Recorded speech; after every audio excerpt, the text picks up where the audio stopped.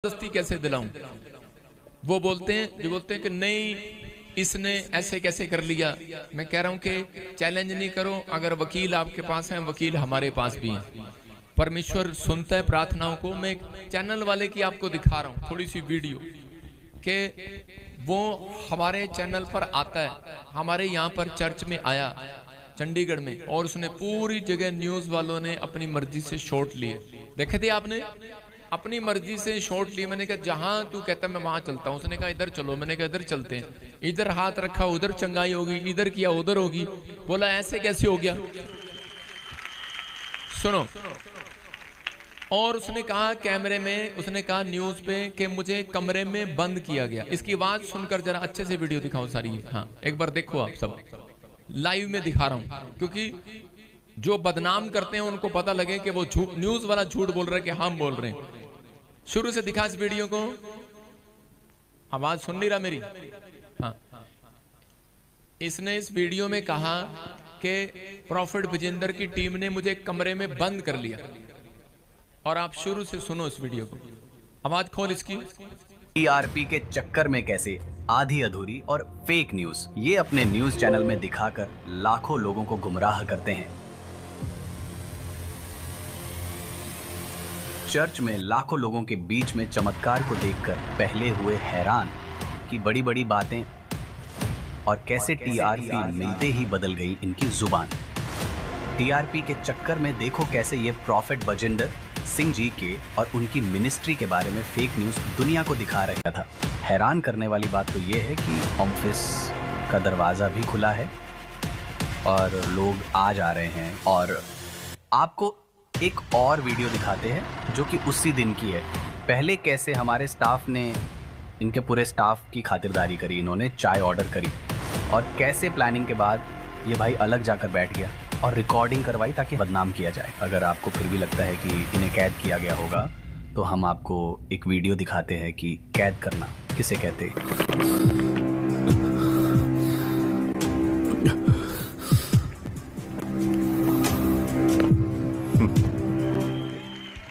और आप इस वीडियो में देखें कि कैसे जब ये पहली बार चर्च में आए थे और बड़ी बड़ी बातें कर रहे थे। इस रिपोर्टर का खुद कहना है कि इतने लोगों को कोई नहीं खरीद सकता, खरीदना मुमकिन ही नहीं, नामुमकिन है। हमने यहाँ पर बहुत सारे लोगों को देखा है और हमें समझ में नहीं आ रहा है, क्योंकि अगर ये सबको प्लान किया गया होता तो इतनी बड़ी संख्या तो नहीं हो सकती थी, इतनी बड़ी संख्या तो नहीं हो सकती थी। हम तो बात करना चाह रहे थे ना, हम तो अभी भी हम निमंत्रण दे रहे हैं। हम तो चाहते हैं कि so called profit Bajinder Singh news nation पर आए। मैं उनसे बात करना चाहता हूं, मेरे सवालों का जवाब दे दीजिए। दूध का दूध, पानी का पानी होना है। और देखिए कैसे न्यूज नेशन के रिपोर्टर रोहित प्रॉफिट बजिंदर सिंह जी को खुला आदेश दे रहे हैं। तो हम भी इन्हें खुला आदेश देते हैं, अगर मीडिया को सच्चा दिखाना है तो आप आएं और लाइव दिखाएं कि क्या होता है। और हम आपको बताना चाहते हैं कि प्रभु यीशु ने कहा तर्क वितर्क वालों से दूर रहो, इसीलिए प्रॉफिट बजिंदर सिंह जी इनके मुंह नहीं लगते।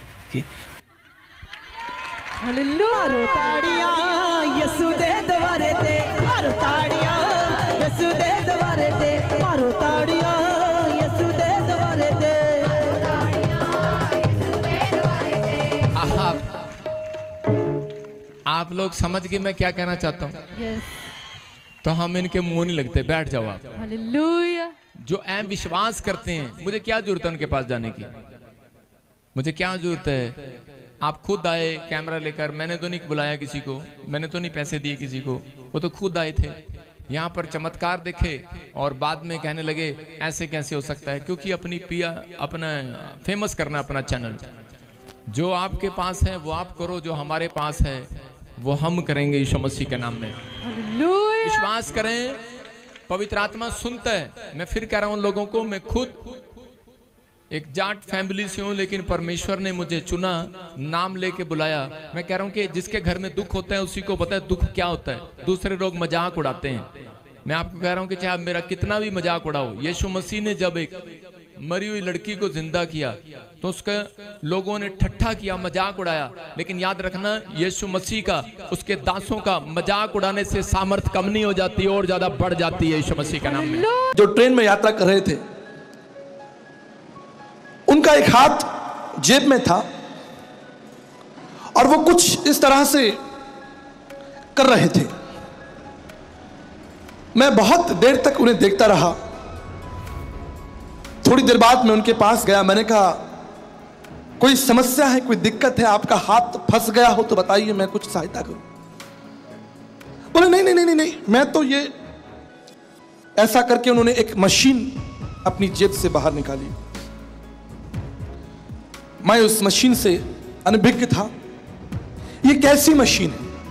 बोले आपको पता है, पुराने समय में माला जपी जाती थी तो 70,000 बार, 1,00,000 बार, 31,000 बार। तो अब मनुष्य बहुत कमजोर हो गया है, समय नहीं है, भूल जाते हैं कितनी बार गिना। तो पिछली बार मैं एक समागम में गया था, वहां ये मशीन बट रही थी। इसमें आपको माला गिननी नहीं है, बटन दबाना है, और जितनी बार आप बटन दबाएंगे संख्या बढ़ जाएगी। मैंने 71,000 बार बटन दबा दिया है। 1,00,001 बार दबाते ही मेरा मोक्ष हो जाएगा। मुझे लगा कि मैं चलती गाड़ी से कूद जाऊं। यही उपाय रह गया है, यही काम रह गया है। जो मोक्ष, जो जीवन, जो शांति परमेश्वर के हाथों में है। परमेश्वर मोक्ष का दाता है। मोक्ष, उद्धार परमेश्वर से संबंधित है। यह परमेश्वर का जीवन है, यह परमेश्वर की मित्रता है। मेरे हाथ में एक घड़ी है, यह मेरी घड़ी है। अगर मैं ये आपको ना दूं तो कोई आपको नहीं दे सकता। ये मेरा है, इस पर मेरा अधिकार है, और मैं जिसको चाहूं उसे दे सकता हूं। दूंगा नहीं, लेकिन मैं जिसको चाहूं उसको दूंगा। उद्धार, जीवन, मोक्ष परमेश्वर के हाथों में है, और परमेश्वर उनको देने के लिए ललायत है जो अपने अधर्मों को मान लेते हैं। हालेलुया। बाइबल कहती है, धन्य है जिनके अधर्म क्षमा हुए, धन्य है जिनका पाप ढांपा गया। अदन की वाटिका में मनुष्य ने प्रयास किया कि वो अपने पाप को ढांप ले, लेकिन उसका प्रयास कमजोर था। ठीक इन सिद्धांतों के समान, माला गिनने से नहीं, योगा करने से नहीं, धर्म के काम करने से नहीं, ना योगिन ना सांख्यन कर्मणा नोना विधाया, कर्म से नहीं।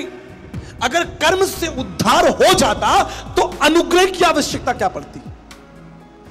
आप समझ रहे? अगर मनुष्य अपने कर्मों से उद्धार को प्राप्त कर लेता तो मांत्रिक उपनिषद 11 पद, देवानुग्रम हेतुक्रम तुम्हें विशरणम गच्छ सर्वभावेन भारतरम तत् प्रसादनम प्रशासिति शाश्वतम। उस परमेश्वर के अनुग्रह की क्या आवश्यकता पड़ती? कहते हैं साहब, चींटी को आटा खिलाओ, मछली को आटा खिलाओ, उस जीव जंतु को आटा खिलाओ, उसको खाना खिलाओ। मनुष्य कितना स्वार्थी हो गया। जीव जंतुओं को खाना भोजन देना अच्छी बात है, वो भी प्राणी है, लेकिन उसमें भी अपना स्वार्थ ढूंढ लिया कि तेरा पेट भरकर मेरा उद्धार है, तुझे खाना खिलाकर मेरे घर में शांति है, गरीब को कपड़ा देकर, भूखे को रोटी देकर, देख तुझे रोटी दूंगा मुझे शांति मिलेगी, मेरे घर में संपन्नता आएगी। धर्म के काम मेरे प्रियो, इसलिए प्रार्थना की गई थी, अस्तुमा सद्गमया तमसुमा ज्योतिर्गमय मृत्युमा अमृतगमय। असत्य से निकालकर सत्य की ओर, और यीशु ने कहा मैं सत्य हूं। तमसुमा ज्योतिर्गमय, अंधकार से निकालकर ज्योति की ओर, यीशु ने कहा मैं जगत की ज्योति हूं। मृत्युमा अमृतगमय, मृत्यु से निकालकर जीवन की ओर, यीशु ने कहा पुनरुत्थान और जीवन मैं ही हूं। इसलिए मत्ती की इंजील उसका 5 अध्याय 17 पद में लिखा है, मैं भविष्यवक्ताओं की पुस्तकों को नष्ट करने, लोप करने नहीं, उनको पूरा करने आया हूं। प्रार्थना की गई थी भारत में, पापम पापात्मा पाप कर्मा पाप संभव त्राहिमाम पुंडक्षाम, परमेश्वर दया करो। प्रार्थना की गई थी हमारे पापों को स्वतंत्र कर दो, हमें दंड मत दो, हमें क्षमा कर दो, हम पर अपनी दया करो। और प्रभु का वचन कहता है मैं तुम्हारी प्रार्थनाओं का उत्तर देने में सक्षम और योग्य हूं।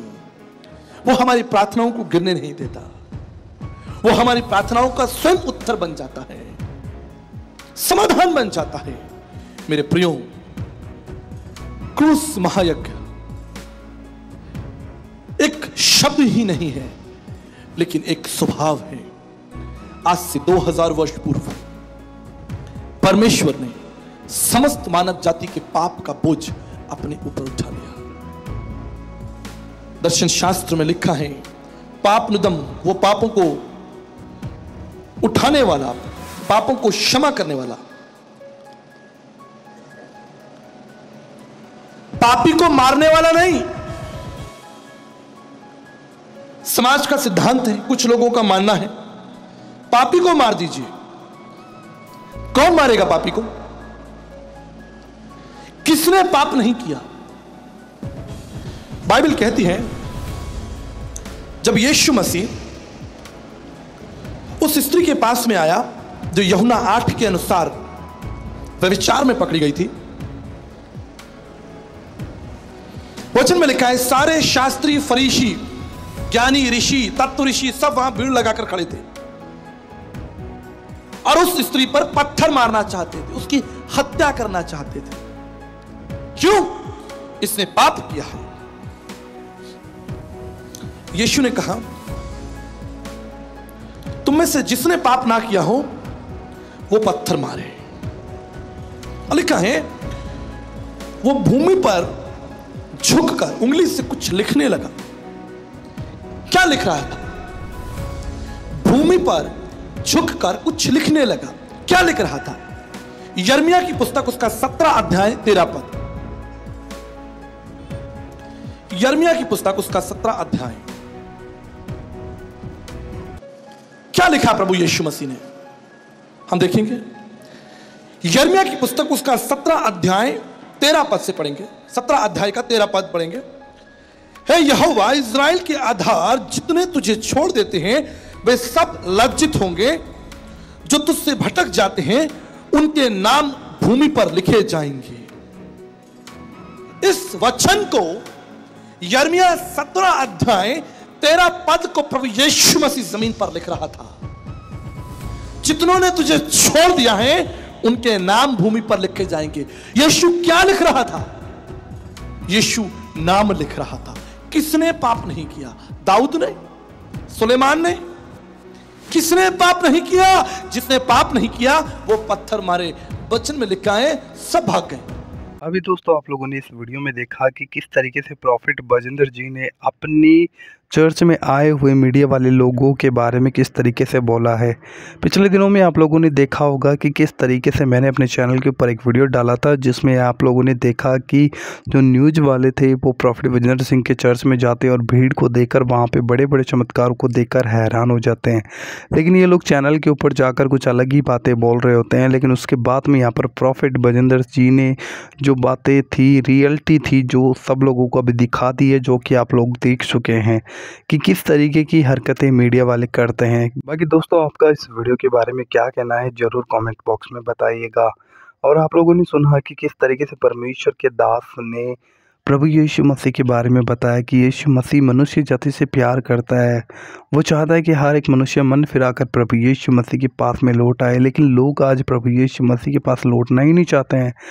वो अपने ही जीवन में, अपने ही आनंद में, अपने ही सब बातों में मगन थे, लेकिन प्रभु यीशु मसीह के पास लौटना नहीं चाहते हैं। इसलिए दोस्तों हमें मन फिराने की आवश्यकता है ताकि हम उस जीवते परमेश्वर के पास में लौट आए जो हमें अनंत जीवन दे सकता है, जो सदा का जीवन दे सकता है। उसके बिना हम कुछ भी है नहीं दोस्तों। ज़रूर अगर आप प्रभु यीशु मसीह को नहीं जानते तो अपना मन फिराएं और प्रभु यीशु मसीह के पास में लौट आए। वहीं आपका उद्धार करता है, वहीं मेरा उद्धार करता है, वहीं हम सब का उद्धार करता है। उसके बिना कोई भी मार्ग नहीं है, कोई भी सत्य नहीं है, कोई भी जीवन नहीं है, क्योंकि यीशु ने कहा मार्ग, सत्य और जीवन मैं हूँ। प्रभु आप सभी को बहुत आशीष दे। जय मसीह की। God bless you.